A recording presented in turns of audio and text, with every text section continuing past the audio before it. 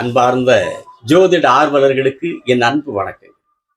இன்னைக்கு நாம் ஒருத்தரோட ஜாதகத்துல 8ஆம் பாவாதிபதி 9ஆம் பாவத்தில் இருந்தால் அந்த ஜாதகருக்கு எந்த மாதிரியான பலன்களை தரும் என்பதை குறித்து பார்ப்போமா? லக்னம் 1, அதுக்கடுத்து 2, அதுக்கடுத்து 3, அதுக்கடுத்து 4, அதுக்கடுத்து 5, அதுக்கடுத்து 6, அதற்கடுத்து பாவம் 7, அதற்கடுத்து பாவம் 8. அந்த 8ஆம் வீட்டிற்குரிய 8ஆம் பாவத்திற்குரிய கிரகம் அதற்கு அடுத்த பாவமான 9ஆம் பாவத்திலே இருந்தால் அந்த ஜாதகருக்கு எந்த மாதிரியான பலன்களை தரும், அந்த ஜாதகரை எந்த மாதிரி செயல்பட வைக்கும் என்பதை பார்ப்போமா? நீங்க ஒரு சிலரை பார்த்தீங்கன்னா ஒரு காலகட்டத்து வரைக்கும் அவங்க பண்ணக்கூடிய கெட்ட செயல்கள் இருக்குது இல்லைங்களா, ஊர் உலகமே ஏத்துக்காத அளவுக்கு அவங்களுடைய செயல்கள் பூரா கெட்ட செயல்கள், தவறான செயல்கள், கெட்ட சேரிக்கை, எல்லா கெட்ட வழக்கு, எல்லா கெட்ட வழக்கு. அவங்க வீட்டிலையும் சரி, ஊருக்குள்ளேயும் சரி, எங்கேயா இருந்தாலும் அவங்கள பார்த்தாலே ஒரு வெறுப்பு, என்ன ஜென்மம் அப்படிங்கிற மாதிரி அவங்களுடைய செயல்கள், அதாவது அயோக்கியத்தனத்துடைய மொத்த உருவம் அப்படிங்கிறாங்க இல்லைங்களா, அந்த மாதிரி ஒரு கெட்ட செயல்கள் ஈடுபடக்கூடியவங்களா ஒரு காலகட்டம் வரைக்கும் இருப்பாங்க. இன்னும் சொல்ல போனா இப்படி ஒண்ணு பெற்றிருக்கிறாங்களே, எந்த நேரத்துல அவங்க அத்தாளும் அப்பனும் பெத்தாங்களோ இப்படி ஒரு அயோக்கியத்தனமா இருக்கிறாங்களே, சை கர்மத்தை, இப்படி ஒரு ஜென்மமா அப்படின்னு பேசுற அளவுக்கெல்லாம் நீங்க கேள்விப்பட்டிருப்பீங்க, பார்த்திருப்பீங்க. ஆனா இன்னொன்னு பாருங்க, நீங்க இதுல அந்த மாதிரி இருப்பாங்க. எல்லா கெட்ட பழக்கம் இருக்கு, சேரிக்கை இருக்கு, எல்லாமே ஆகாத சேரிக்கை, ஆகாத செயலா இருக்கு. எல்லாரும் முகஞ்சுளிக்கிற மாதிரி தான் அவங்களோட செயல் இருக்கு. ஆனா திடீர்னு பாத்தீங்கன்னா ஒரு நாள் அப்படியே தலைகீழா மாறிடுவாங்க, டோட்டலா அப்படி மாறிடுவாங்க. எல்லாம் ஒரு கெட்ட பழக்கம் இருக்காது, ஒரு கெட்ட சேரிக்கை இருக்காது, ஒரு தவறான செயல் இருக்காது.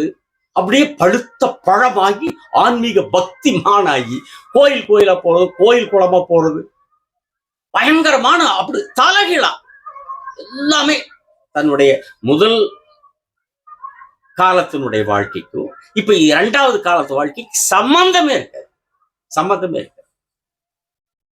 சேர்றது அப்படி, தொடர்புகள் அப்படித்தான். அந்த ஊருக்குள்ள ஒரு மரியாதைக்குரியவங்களா, ஒரு விஐபியா இருக்கிறவங்களா, ஒரு பொது அமைப்புகள் இருக்கிறவங்களா, ஒரு தர்ம காரியத்துல செஞ்சுட்டு இருக்கிறவங்களா, ஒரு ஆன்மீக அமைப்புகள் இருக்கிறவங்க, இவங்களோட பார்த்து பார்த்து போய் தொடர்பு வச்சு அவங்களோட பழக்க வழக்கங்கள் வச்சுக்குவாங்க.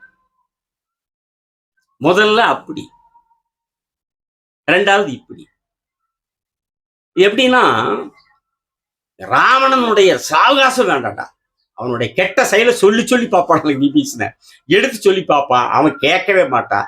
இப்படிப்பட்ட ஒரு அயோக்கியனோட நம்ம வேண்டாம், அது அண்ணனா இருந்தாலும் சரி, யாரா இருந்தாலும் சரி, இப்படிப்பட்ட ஒரு தீய ஒரு செயலோட நம்ம இருக்க வேண்டான்ட்டு ராவணன் தூக்கி வீசிட்டு ராமன் கூட வந்து விபீஷண சேர்றான். பாத்தீங்களா, கெட்டவர்களோட சாவகாசோட கெட்ட சாவகாசம், நாய் சாவகாசம் சீலை கிழிக்கின்றா அப்படின்னு சொல்லிட்டு வந்து ராமனோடு சேர்க்கிறான் அளவு விபீஷணன். அந்த மாதிரி சிலரை பார்த்தீங்கன்னா ரொம்பவும் ஒரு சமூகம் வெறுக்கக்கூடிய செயல்களை செய்யக்கூடியவர்களாக, சொல்லப்போன சமூக விரோதிங்கிறாங்க பாருங்க, அந்த மாதிரி செயல்களை செஞ்சுட்டு இருப்பாங்க. பார்த்தா டக்குன்னு அப்படி தலைகள மாதிரி சமுதாயத்தில் ஒரு மதிக்கத்தக்க மனிதர்களா, நல்ல செயல்கள், நல்ல மாற்றங்கள், நல்லவர்களோடு தொடர்புகள், நல்ல பொது அமைப்புகள், ஆன்மீகங்களோடு தொடர்புகள் மாறிடுவாங்க. அப்படி ஒரு மாற்றம். அப்படிப்பட்டவங்களுக்கு தான் இந்த 8ஆம் அதிபதி 9ல இருக்கிறவர்களுக்கு இந்த மாதிரி பலனை அந்த ஜாதகருக்கு இந்த கிரகம் தரும். முதல்ல 8 அந்த மனுஷன், மறுபடியும் 9 நல்ல அமைப்புக்கு வந்துடுறாங்க, உயர்ந்த தன்மைகள் 9 நாளே, சரிங்களா? அப்படி முதல்ல தவறான செயல் இருந்து பிறகு நல்ல செயலை செய்யக்கூடிய அமைப்பு இந்த 8ஆம் அதிபதி 9ல இருக்கிற இந்த கிரகம் அந்த ஜாதகர்களுக்கு அந்த தன்மையை தரும், சரிங்களா? அதோட 9ஆம் பாவங்கிறது ஒரு சமூகத்துல ஒரு பெயரை, ஒரு புகழை, ஒரு அந்தஸ்தை தரக்கூடிய பாவம்னா அது 9ஆம் பாவம். அந்த 9ஆம் பாவத்துக்குள்ள இருக்கிறது பூராமே உயர்ந்த தன்மைகள், உயர்ந்த தன்மைகள். அது நல்ல ஒரு மனிதனுக்கு வந்து ஒரு நல்லவன், நல்ல பண்புகள் அப்படின்னாலே அந்த 9ஆம் பாவம். அதனாலதான் காலப்புருஷத்துல கொண்டு 9 கொண்டு போய் குருவு கொடுத்துருக்காங்க தனுசு வீட்டை, சரிங்களா? அப்படி புகழை தரக்கூடியது 9ஆம் பாவம். இந்த 8ஆம் அதிபதி 9 இருக்கிற ஜாதகம் இருக்கிறாங்க இல்லைங்களா, முதல்ல தவறான செயல் இருந்துட்டு மறுபடியும் சரியான பாதைக்கு வரக்கூடிய அந்த ஜாதகம் இருக்கிறாங்களவா, அவங்களும் புகழடைவாங்க, அவங்களும் பிரபலம் அடைவாங்க. 9ஆம் பாவத்துக்கு ஏற்ப அவர்களுக்கும் ஊருக்குள்ள பிரபலம் கிடைக்கும், புகழ் கிடைக்கும். எப்படி கிடைக்கும் தெரியுங்களா? காசு கொடுத்து வாங்குவாங்க. குறுக்கு வழியில, 8 குறுக்கு வழி இல்லையா?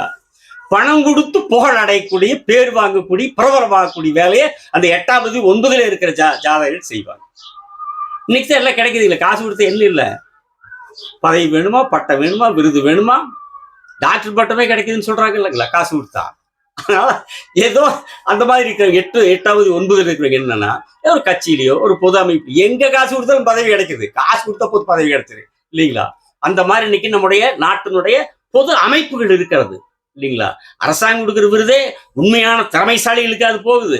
ஏதோ எப்படியோ எப்படி போகுது அப்படி போகுது, உங்களுக்கு தெரியாத ஒண்ணும் கிடையாது இல்லைங்களா? அப்போ இந்த 8ஆம் தேதி 9ல இருப்பவர் ஏதோ ஒரு கட்சியிலையோ ஒரு பொது அமைப்புலையோ ஒரு காசு கொடுத்து ஒரு பதவி வாங்கிக்கிறது, அல்லது ஏதாவது பொது அமைப்புகள்ல பணம் கொடுத்து ஒரு விருது ஒரு பட்டம் வாங்கிக்கிறது, அதன் மூலமா ஒரு விளம்பரம் ஒரு புகழ், இப்படி அடையக்கூடியவங்களா இந்த 8ஆம் தேதி 9ல இருக்கிற ஜாதகர் செயல்படுவாங்க. இந்த ஒரு படத்துல கூட லிவிங்ஸ்டன், வடிவேலு, தேவயானின்னு நினைக்கிறேன், இவங்க நடிச்ச ஒரு படம் நினைக்கிறேன். வருங்கால அமெரிக்க ஜனாதிபதி வாழ்க, வருங்கால அமெரிக்க ஜனாதிபதி வாழ்க, வருங்கால அமெரிக்க ஜனாதிபதி வாழ்க்கை கோஷம் போடுவோம் பாத்தீங்களா? அவங்களோட லிவிங்ஸ்டன் சொல்லுவான்னு நினைக்கிறேன். யாராவே மாமா கூவுறான்டா, அதுக்கு வடிவேல காசு கொடுத்துருக்கேன்டா அப்படிப்பா. கொடுத்த காசுக்கு மேல கூவுறான்டா, டேய் கொடுத்த காசுக்கு மேல கூவுறான்டா அப்படின்னு சொல்லுவான் பாரு.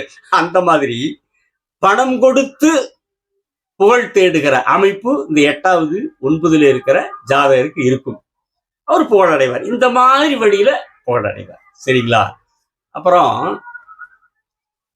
8ஆவது 9ல இருக்கும்போது அந்த ஜாதகர்களுக்கு தந்தை வழி உறவுகளோட சரியான ஒரு இணக்கமான ஒரு அமைப்பு இருக்காது. ஒரு சரியான போக்குவரத்து, ஏதோ தொட்டுக்கோ தொடச்சுக்கோ போறோமா வர்றோமா தலை காட்டுறோமா அதோட சரி. அந்த அமைப்போட இன்னும் சொல்ல போனா தந்தை வழி உறவுகளோட பகையே கூட ஏற்படும். இந்த 8 அந்த வேலையை செஞ்சுடுவார். சரிங்களா? ஏன்னா 9ஆம் பாவம் தந்தையை குறிக்கிற பாவம் அல்லவா? அதனால தந்தை வழி உறவுகளோடு சங்கடங்களை, சச்சரவுகளை, பகைத்தன்மை ஏற்படுத்தும். தந்தைக்கும் தோஷத்தை தரும். 9ஆம் பாவங்கிறனால தந்தைக்கும் தோஷத்தை தரும். என்ன சுபகரங்கிற போது 8 ஆதிபத்தி வாங்கியிருக்கனால ஒரு கொஞ்சமான தோஷம், அசுபகரங்கும் போது கொஞ்சம் கூடுதலான தோஷத்தை கொடுக்கும். சரிங்களா? இது 8ஆம் தேதி 9ல இருக்கிற போது. அப்புறம் அதே மாதிரி 8ஆம் தேதி 9ல இருக்கிற போது அந்த ஜாதகர் வெளியூரோ, வெளி மாவட்டமோ, வெளி மாநிலமோ, வெளிநாடோ போகக்கூடிய அமைப்பும் கிடைக்கும். ஏன்னா 9ஆம் பாவம் அப்படிங்கிறது நெடுந்தூர நீண்ட தூர பயணத்தை குறிக்கிறது. 9ஆம் பாவம் தொலைதூர பயணம். தொலைதூரத்திற்கு எல்லை இருக்கிறதா? இல்லை இல்லைங்களா? உலகத்துல எந்த மூளைக்கு போனாலும் அது தொலைதூரம் தான், நீண்ட தூர பயணம் தான். சரிங்களா? அப்போ 9ஆம் பாவகம் தொலைதூர பயணம், நீண்ட தூர பயணம். 8 மறைவு ஸ்தானம். அப்ப அந்த மறைவு, அப்போ அந்த ஜாதகர் அந்த ஊருக்கு மறைகிறார், வேற ஊருக்கு போறார். இப்ப வேற ஊருக்கு 9ஆம் பாவத்தில் 8ஆம் அதிபதி இருக்கிறதுனால தொலைவு, நீண்ட தொலைவுக்கு பயணம் பண்றார், நீண்ட தொலைவுக்கு போறார். அது அந்த ஊர்ல இருந்து வெளியூர் போறதா இருக்கலாம், வெளி மாவட்டம் போறதா இருக்கலாம், அல்லது வெளி மாநிலம் போறதா இருக்கலாம், வெளிநாடு போவதற்கும் இந்த அமைப்பு பொருந்தும். சரிங்களா? அதனால 8ஆம் அதிபதி 9ல இருக்கிற போது அவர் சொந்த ஊரை விட்டு வெளியூர் சென்று வாழக்கூடிய அமைப்பு அந்த ஜாதகருக்கு ஏற்படும். சரிங்களா? இப்ப நம்ம பார்த்தது 8ஆம் அதிபதி 9ஆம் பாவத்திலே இருந்தால் என்ன அப்படிங்கிற ஒரு விதி. ஜோதிடத்தினுடைய மிக முக்கிய ஜோதிடத்தின் உயிர்களான 144 விதிகளில் இது ஒரு விதி. 8ஆம் அதிபதி 9ல் இருக்கிறார் அப்படிங்கிற ஒரு விதி. ஆனா அதே நேரத்துல சூரியனுக்கு சந்திரனுக்கு ஒரு வீடு தான். சரிங்களா? அவங்களுக்கு ஒரு ஆதிபத்தியம் தான். மற்ற கிரகங்களுக்கு 2 ஆதிபத்தியம் வரும். சரிங்களா? அப்ப அதுல கெட்ட ஆதிபத்தியம் வாங்கக்கூடிய கிரகம் நல்ல ஆதிபத்தியம் வாங்கும் இல்லைங்களா? அப்படி நல்ல ஆதிபத்தியம் கெட்டாதிபத்தியம் இருக்கிற போது அந்த பலன்கள் அந்த ஜாதகருக்கு கலந்த பலன்களாக கிடைக்கும். சரிங்களா?